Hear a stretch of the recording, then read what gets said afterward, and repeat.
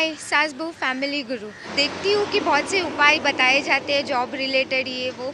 मेरे भी job related मुझे बहुत इश्यूज़ हो रहे हैं। मैंने 2-3 जॉब छोड़ा है। मुझे सैलरी बढ़ के नहीं मिल रही है। तो आप मुझे कुछ उपाय बता सकते हैं जिससे मेरे जॉब भी बहुत अच्छा सा मिले और मेरी सैलरी भी बढ़े, बोनस भी मिले? सास बहू फैमिली गुरु एंड आपके शो में हर किसी चीज़ के लिए सॉल्यूशन रहता है। तो मेरे लाइफ में भी कुछ प्रॉब्लम्स है, तो उस रिलेटेड मुझे जानना है कि सैलरी अभी तक बढ़ नहीं रही है। तो मुझे जानना है कि अभी 2-3 साल हो गए तो सैलरी कब बढ़ेगी, तो मुझे इससे रिलेटेड जानना है। मैं आपका शो सास बहू फैमिली गुरु बहुत देखता हूँ, बहुत पसंद करता हूँ। और मेरे लाइफ में एक प्रॉब्लम है कि मेरे टाइम पे मुझे जो सैलरी नहीं मिलती है, मुझे बहुत प्रॉब्लम है इसके लिए। और मेरा इसके संशोधन के लिए मेरे यहाँ पे कुछ मेरे को बताया जाए, उपाय बताया जाए कि मेरा टाइम पे मुझे सैलरी कैसे मिले। पहली तारीख आ गई है और मुझसे सवाल पूछने भी शुरू हो गए हैं, क्योंकि सैलरी का सवाल जो है, सभी के मन में कई सवाल उठ रहे होंगे। सैलरी आएगी लेकिन फटाफट निकल जाएगी। टेंशन मत लीजिए, मैं आपको सैलरी बचाने वाले कुछ नए तरीके बताने जा रही हूँ। आज मैं आपको कुछ एकदम नए उपाय बताऊंगी जिनसे आपकी सैलरी बचेगी। आपके घर में आने वाली सैलरी कम तो नहीं होगी बल्कि बढ़ सकती है। आज आपको मुफ्त में सुंदर बनाने वाली ब्यूटी टिप भी दूंगी।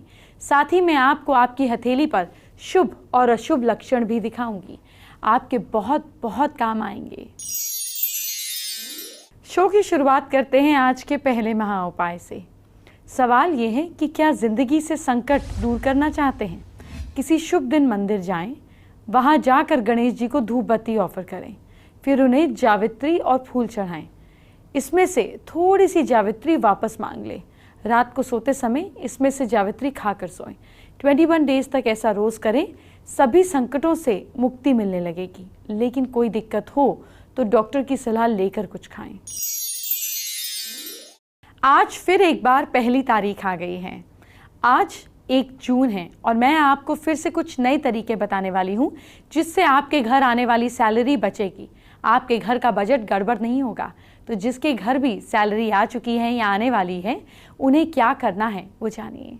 जब आपके घर में सैलरी आए तो उसे एक खास जगह पर रख दीजिए। जी हाँ, देखिए, आपके घर में जो भी सैलरी का कैश आए उसे आप हमेशा दक्षिण या दक्षिण पश्चिम, साउथ या साउथ वेस्ट डायरेक्शन की दीवार के पास रखें, ताकि उस कैश का मुंह हमेशा नॉर्थ की ओर ही हो।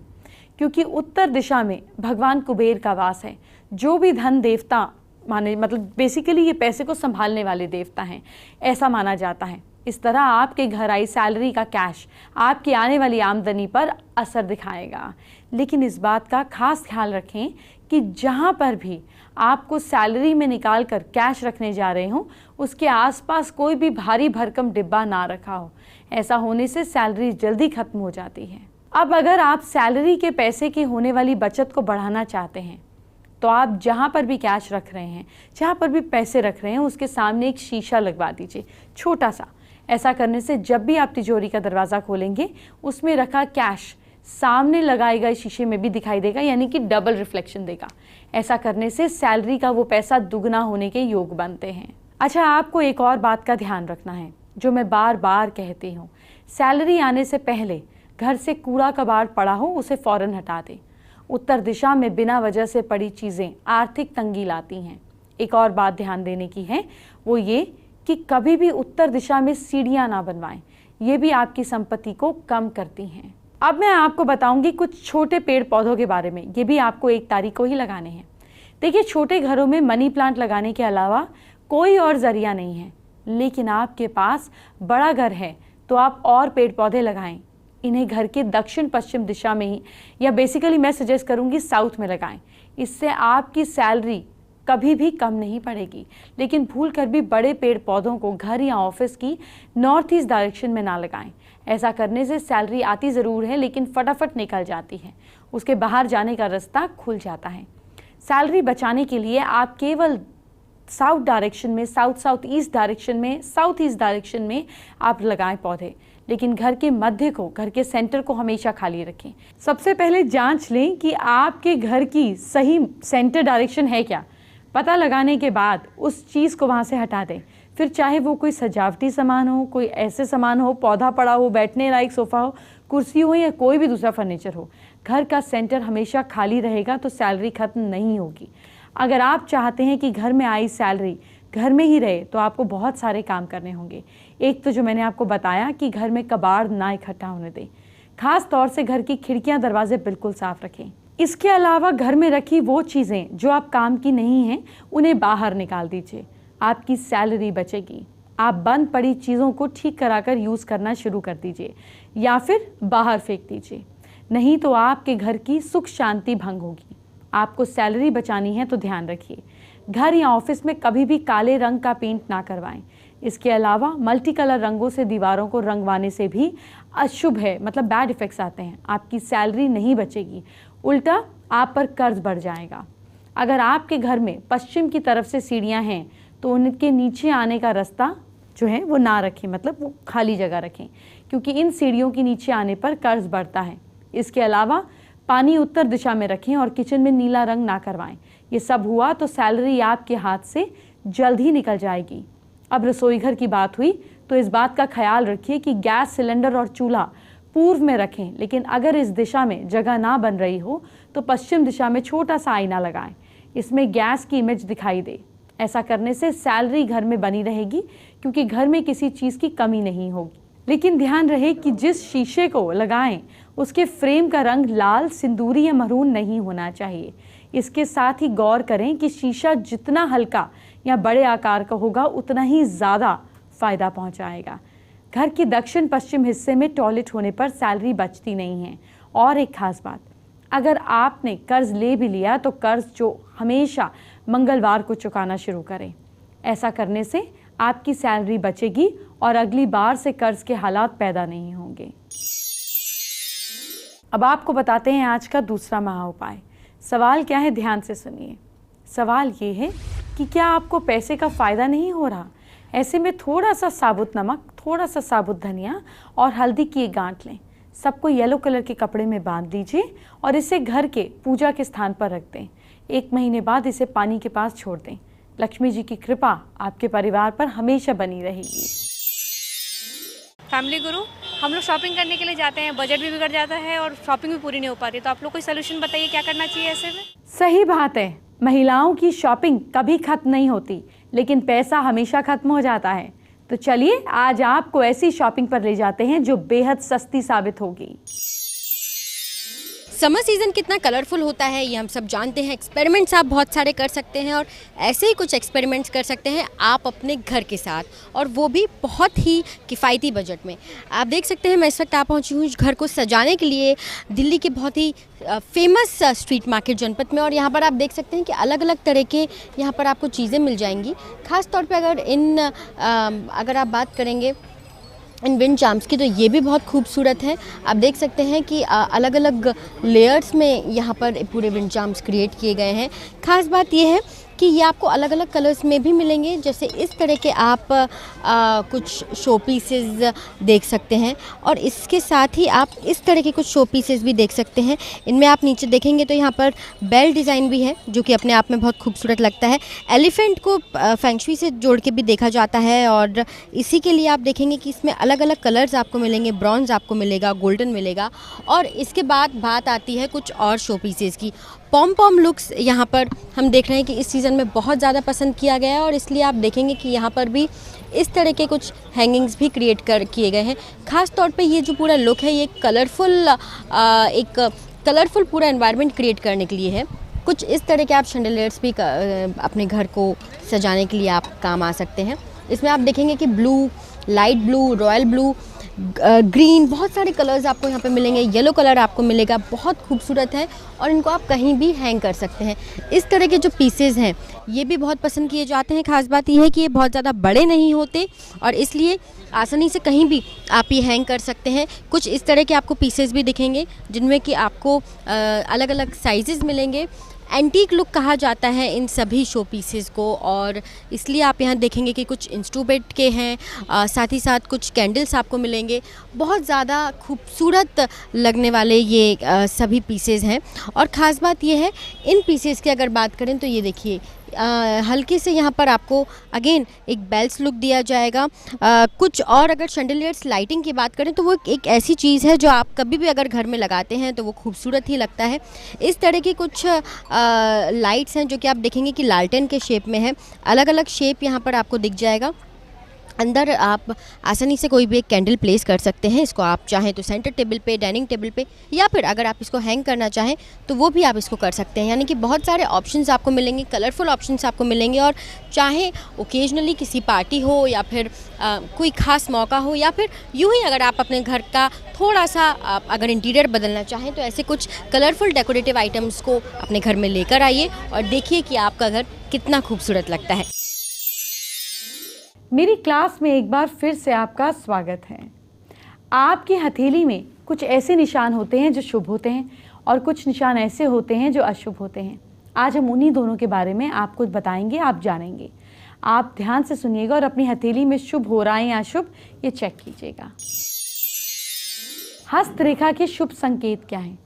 अगर किसी व्यक्ति की हथेली में सूर्य रेखा से निकलकर कोई शाखा गुरु पर्वत की ओर जाती है तो वो सरकारी अधिकारी बनता है। जैसे यहाँ से एक लाइन गई और ऐसे गई, इधर से इस लाइन से, इस फिंगर से यहाँ तक कोई लाइन गई तो ये शुभ होता है। ऐसा इंसान सरकारी अधिकारी बनता है।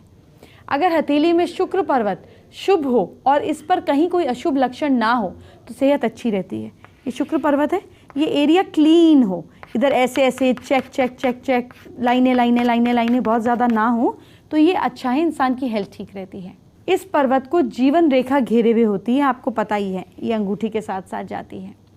अब एक बुध पर्वत पर, ये लिटिल फिंगर के ऊपर अगर यहाँ पर एक छोटा सा ट्रायंगल हो तो ऐसे लोग जो हैं, ये लोग कंपटीशन में, अगर हम ऐसे बात करें कि ये लोग कंपटीशन पास करके ऑफिसर बनते हैं, जैसे IAS वगैरह इस तरह से।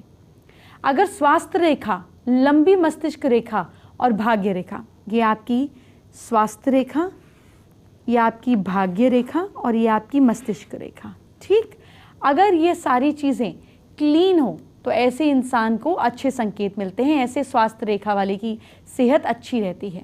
शुक्र पर्वत जीवन रेखा के आसपास, ये अंदर का एरिया अगर प्रारंभ होकर बुध पर्वत की ओर, अगर बेसिकली यहाँ से अगर कोई रेखा इधर से बुध पर्वत की ओर जाती है, शुक्र से बुध की ओर जाती है, तो ऐसी रेखा को स्वास्थ्य रेखा कहते हैं, हेल्थ रेखा कहते हैं। बुध पर्वत सबसे छोटी उंगली के नीचे वाला पार्ट होता है, मैं आपको बता चुकी हूँ। नेल्स एकदम सिर्फ साफ, एकदम क्लीन दिखाई देते हो तो ये शुभ लक्षण है। नाखूनों पर कोई दाग धब्बा कालापन ना हो तो ये शुभ रहता है। शुभ नाखून अच्छी सेहत की ओर इशारा करते हैं। अंगूठा मजबूत, लंबा और सुंदर हो और मस्तिष्क रेखा ये भी शुभ हो तो नौकरी से फायदा मिलता है। आप कुछ अशुभ संकेत सुनिए। अगर दोनों हथेलियों में हृदय रेखा कमज़ोर हो और क्लीन दिखाई ना दे तो इंसान आलसी और कामचोर बन सकता है। देखिए ये जो रेखा है, अगर ये टूटी फूटी हो, क्लीन दिखाई ना दे तो इंसान आलसी बन जाता है। अगर मणिबंध एक ही रेखा हो, ये जो लाइन आती है ये एक ही रेखा हो और वो भी अधूरी हो, ये एक तो हो लेकिन ऐसे बस इतनी सी आधी हो, तो जीवन में कोई सुख नहीं रह पाता, कोई खुशी नहीं रह पाती और कोई उत्साह भी नहीं बचता। हथेली के दोनों मंगल पर्वत दबे हुए हों, यानी कि ये अंगूठे के ऊपर का पार्ट भी दबा हो और ये इधर का पार्ट भी दबा हो, ये दोनों पार्ट अगर दबे हुए हों तो भी इंसान कहीं ना कहीं अपनी अचीवमेंट्स को हासिल नहीं कर पाता, उपलब्धियों को हासिल नहीं कर पाता। ये लोग किसी भी काम में एनर्जी नहीं दिखाते और पीछे रह जाते हैं। अगर किसी की हथेली में भाग्य रेखा के आसपास धन यानी कि प्लस का साइन बना हो तो जीवन में, यहाँ पे ये भाग्य रेखा गई, सपोज़ यहाँ पे एक प्लस का साइन बन जाता है, इस तरीके से प्लस का साइन बन जाता है तो जीवन के उस एज में कष्ट प्राप्त होता है।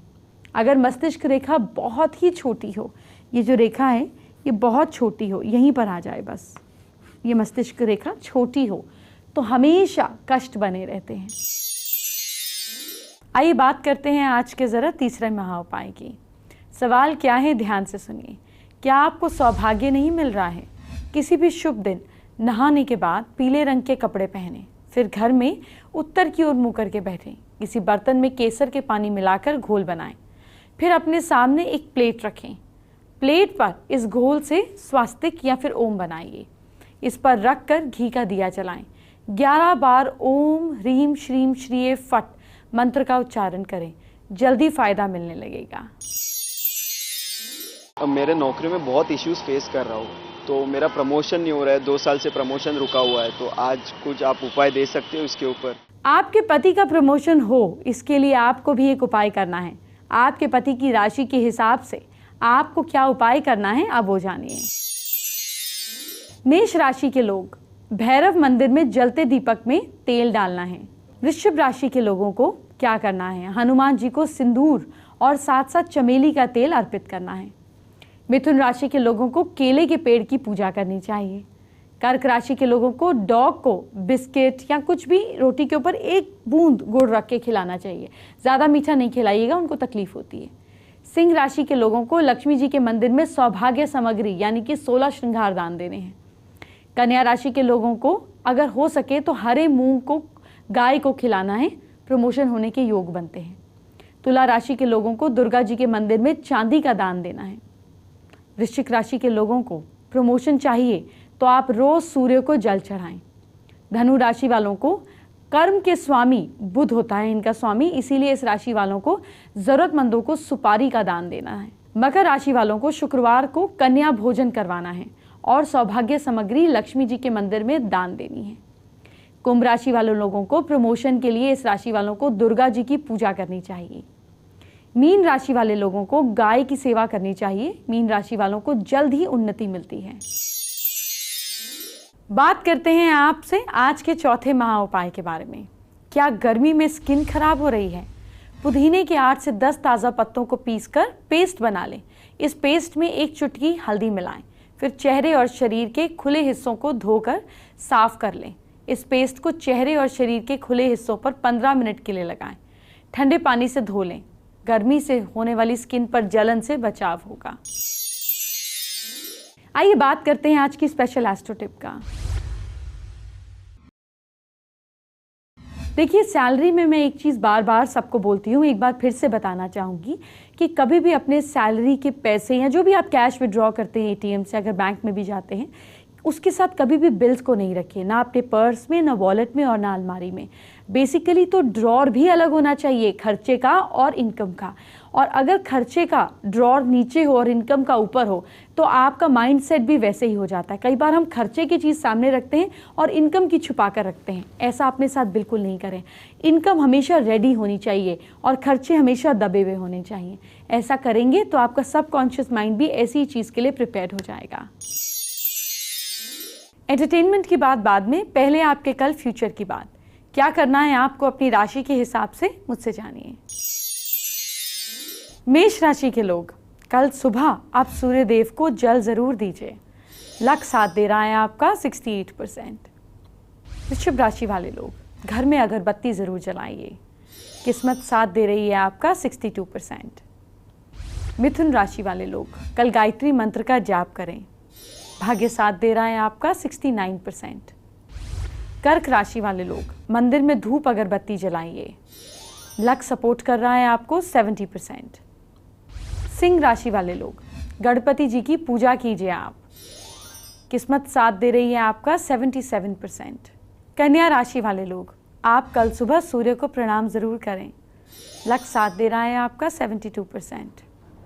तुला राशि वाले लोग, दुर्गा जी की पूजा आप ज़रूर करें। किस्मत साथ दे रही है आपका 80%। वृश्चिक राशि वाले लोग, अपने इष्ट को याद कीजिए। भाग्य साथ दे रहा है आपका 73%। धनु राशि वाले लोग, शिव जी का नाम लीजिए। भाग्य साथ दे रहा है आपका 76%। मकर राशि वाले लोग, मीठा कम खाना है आपको। लक सपोर्ट कर रहा है आपका 60%। कुंभ राशि वाले लोग, हनुमान जी की आरती कीजिए। किस्मत साथ दे रही है आपका 74%। और मीन राशि वाले लोग, मंदिर में फूल चढ़ाइए। भाग्य साथ दे रहा है आपका 65%। फेसबुक पे हमारे एक व्यूअर दीपकेश्वर का हमें मैसेज आया है। वो शिव जी के एक खास मंदिर दर्शन के लिए जाना चाहते हैं, लेकिन जब भी प्रोग्राम बनाते हैं कुछ ना कुछ अड़चन आ जाती है। क्या करें? देखिए, अगर आपके मन में भावना है तो यही बहुत है। जब भगवान बुलाना चाहेंगे तो आपको बुला लेंगे।